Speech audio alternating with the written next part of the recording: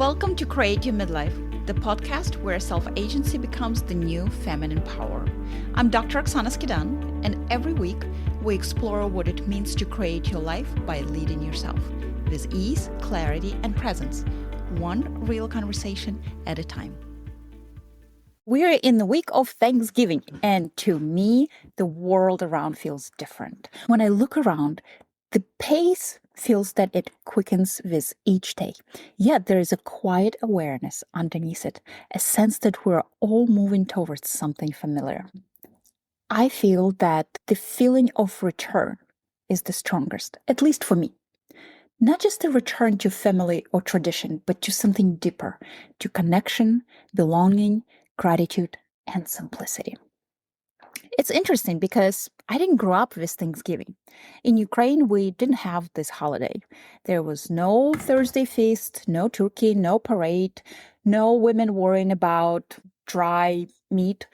Actually, the interesting fact is turkey always been considered as a delicacy in Ukraine. So I guess I can't really relate too much to dry turkey on Thanksgiving. But nevertheless, this is the holiday that I've adopted here in the United States. And over the years, it became my favorite. Maybe because it's the one holiday that doesn't demand perfection. There are no presents to buy, no race for deals. Well, I guess there are, but not as crazy as around Christmas. No endless list of expectations. There's something pure and simple about this day, something human in the way it gathers people, stories, and emotions into one shared place. It's the moment in the year that quietly says, look around, remember what matters. And maybe that's why I love it so much, because it brings us back to connection, back to belonging, back to what truly matters. It's a return not only to others, but also to ourselves, to the calm beneath the noise, to gratitude that doesn't need to be perfect, and to the feeling that wherever we are, we still belong. So today, I want to talk about that, about what Thanksgiving really means for us as midlife women, why it touches something deeper than nostalgia, and how we can create a sense of belonging both around us and within us. Every human needs a tribe. It's not just a poetic thought, it's simple biology. Our brains are wired for belonging. Deep inside, the amygdala, the oldest, most instinctive part of the brain, is constantly asking a few questions. Am I safe? Am I part of the group? For thousands of years, our survival depended on it. Being part of a tribe meant warmth, protection, food, safety. Being alone simply meant danger. And even though life has changed, we live in cities, drive cars, and talk to each other through screens, that part of the brain never evolved out of us. It still wants to know that we belong. Today's world, especially for women, celebrates independence, being strong, self-sufficient, capable, and that's powerful. But it can also feel and be lonely. That's why Thanksgiving feels different. It's one of the few moments in the year that invites us to soften, to remember that we also need we. Connection is what grounds us emotionally. It's what I call in my work part of Curate Your Sphere, the conscious way we choose who and what surrounds us, the people and spaces that help us feel safe, supported, and seen, the way we are and who we are. For me, belonging has always been something I had to build intentionally. Being Ukrainian born, coming to the United States to study, starting over in a new language and culture, I had to find my people, create my circle, build my family through friendship. When your life crosses borders, your friends often become your family. And that to me is the real heart of Thanksgiving. It's the holiday I didn't grow up with, but somehow This holiday feels like home. There's something beautiful about this season of return, the season of Thanksgiving. My son is in his senior year, and the feeling of friends and neighbors welcoming their college kids back home is everywhere. I just came back from the walk with my dog, and I already could see a few cars that usually are not parked there. You can almost sense in the air the feeling of people getting together. More lights, more laughter. When I look around, I'm thinking it's almost a migration of hearts, everyone finding their way back to somewhere that feels like theirs. To me, Thanksgiving is America's national return ritual. It's the one time of year when a country built on business and what's next takes a step aside, even if it's just for a moment, to allow everyone to come back together. This year, as I watch all these returns happening around me, I find myself thinking not just about family or celebration, but about myself, about midlife, about women in midlife, and how the word return has taken on a new meaning. It's not only about coming back to people or places, it's about coming back to yourself. Because there comes a point when you realize that not everything you've been carrying belongs to you. Some traditions were inherited, not chosen by us. Some expectations were passed down and now are not aligning with who we are. Midlife invites us to quietly sort through them, to keep what feels real, and to release what doesn't. This is the time to return to what grounds you, to the people, places, and practices that hold you steady, safe, calm, happy. To the rituals that give rhythm to your days, to the table. Not the perfect one, but the one where you can exhale and be seen.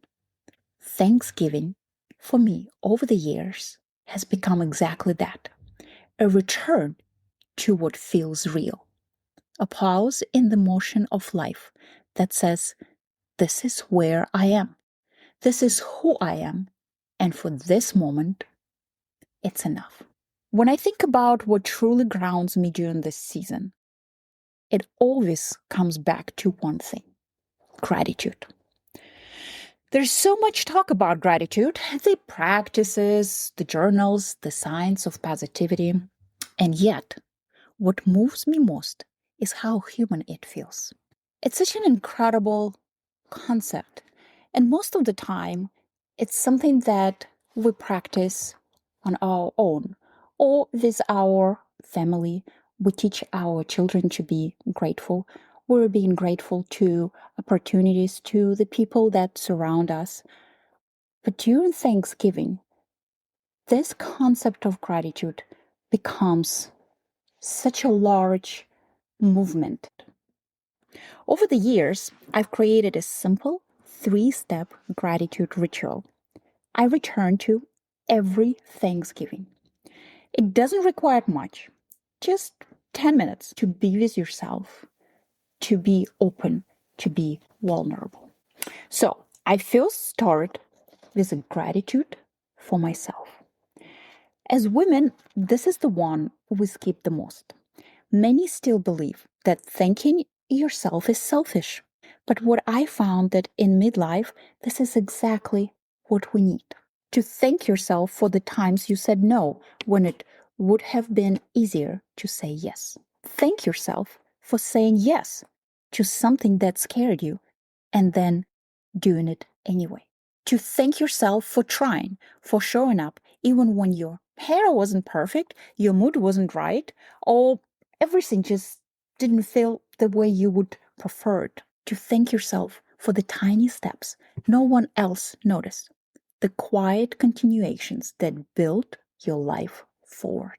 And to thank yourself for laughing, for not worrying, for the moments you chose peace instead of proving something.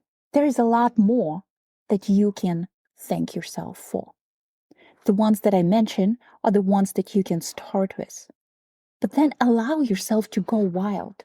Allow yourself to thank yourself for something that you've never thought you should or you would. This is the time when you break all the rules, when you are just completely open with yourself. The second one, it's gratitude for others. Think of the people who've crossed your path this year. Friends, family, colleagues, even strangers. Say thank you for showing up in my life. This year, personally, I'm deeply grateful for a few new girlfriends. And we all know that midlife is not the time when we easily can make friends. And probably even our younger children would say, well, there's never a perfect time when we can easily make friends. But we all know that when we get older, we are less willing to be open. We're less willing to be vulnerable. And you'll be surprised, but I'm thankful to some women that I've met on social media. Women whose work, words, or simply presence inspire me daily. Because connection, in my belief, doesn't always happen in person. Sometimes it's in shared energy. It's in a shared laugh. It's in a shared text. The third part of my ritual is gratitude for the world. And this one is the interesting one. In my Create Your Midlife method, I actually have the entire fifth element dedicated to self and world attunement. It's where I remember that gratitude extends beyond people. Maybe it's morning light through the window that I just saw a few days ago when I opened my eyes, and it was just so beautiful. Maybe it's random smell of coffee mixed with the open window air and the fall. Maybe it's a quiet walk after dinner and the sunset that you can see. For me lately, it's the sky. Every time I go for a walk with my dog, I look up. It's a great exercise for your neck, for your self-confidence, just in general to feel really grounded and to stand tall, to breathe, and to see the incredible picture that is brought to us by nature. And now I can see that sky is never the same. One day it's really bright and almost too much to look at for too long. And then another day it's cloudy and it kind of turns almost into a shy picture, a very quiet. But nevertheless, this is the focus that I've been keeping for myself when I go for a walk. For you, it could be something completely different. So here you are, 3 lists, 10 minutes. If you can't find more, but you can probably find more than 10 minutes. And to be honest with you, we always underestimate the power of our cars. If for some reason you absolutely believe that you cannot find time to sit down and make these lists, well, I know that you're driving around. I know that you're in your car, maybe even more than you would like to be. So use this time when you're waiting for your child, when you're driving from one place to another. Use the space in the car. You can even say it out loud. You could be naming all the things that you're thankful for out loud in your car. As long as you take some time for yourself, as long as you slow down this season, and as long as you connect to what is really, really important. Thanksgiving also for me has always been deeply connected to tradition. It's the opening note to the entire holiday season, a season that invites reflection, connection, and memory. But tradition, it's one of those ideas that can feel both comforting and heavy, at least for me. For many of us in midlife, it carries layers. The way things used to be, the way we think they should be, and somewhere in between, the quiet longing for how we want them to feel now. When I first came to the US, I used to think traditions were fixed. like recipes that had to be followed exactly. Birthdays, holidays, celebrations, always the right way to do them. But life showed me otherwise. Distance, borders, and time have a way of reshaping everything. What I've learned is that the most meaningful rituals evolve with us. They grow as we grow, they adapt to the season we're in. Maybe this year your Thanksgiving table is smaller. Maybe someone is missing. Maybe you've changed your space, your place, your pace, your energy, your priorities. That's okay. Tradition isn't about repeating what once was, it's about honoring what still feels alive. If your family is spread across states or even continents, believe me, I understand that. I've now lived many years when distance made gathering impossible, but connection still found its way through a phone call, a shared playlist, a digital toast. Oh, believe me, there's so many birthdays, New Year's, holidays that now we've spent greeting each other, laughing with each other, looking at each other through the computer screen. Tradition, I've learned, isn't limited to one table. It can happen across time zones, through voices, or even a message that says, I'm thinking of you. And if you are in a new chapter, building a life, a circle, a home, maybe your tradition becomes hosting friends who've become like family. The people who bring warmth, stories, and that quiet, unmistakable feeling of belonging. Over the years, our Thanksgiving table has welcomed many people. There were years when my husband was the only one out of 20 plus who was born in the United States. Every year, we open the door to someone new, and I'm so excited that this year will be no exception. So here's my invitation to you this Thanksgiving. Don't let distance, change, or perfection stop you from celebrating. Find your own way to feel grateful, to gather, to belong. Get creative and let your traditions evolve with you. Today, also, as I talk about gratitude and belonging traditions, I want to mention something both simple and I think quite radical. Belonging begins with you. Yes, you belong to your family, your traditions, your memories. You show up for everyone and everything. But beneath all of that, before the roles and the responsibilities, you belong to yourself. That truth is not self indulgent, it's foundational. Because when you belong to yourself, to your own life, your values, your vision, you start embodying, you start choosing, and start living your life your way. The woman you are, after all the decades of caring, creating, learning, and holding it together, deserves to feel at home in her own life. Not when the kids are grown, not when the dishes are done, now, right at this moment. So, as you sit at your table, wherever that may be, let the warmth of that togetherness include you.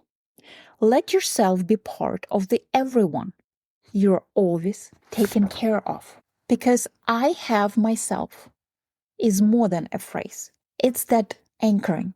It's that mindset of knowing. It's the kind of belonging that brings peace instead of pressure.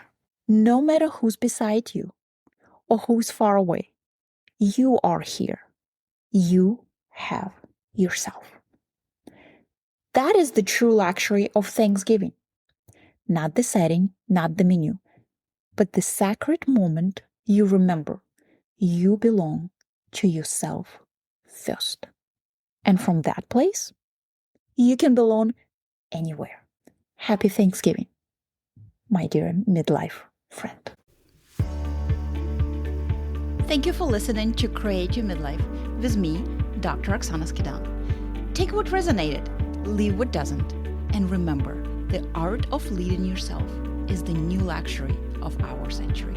You already have yourself, and that's where creation begins. I'll meet you here next week.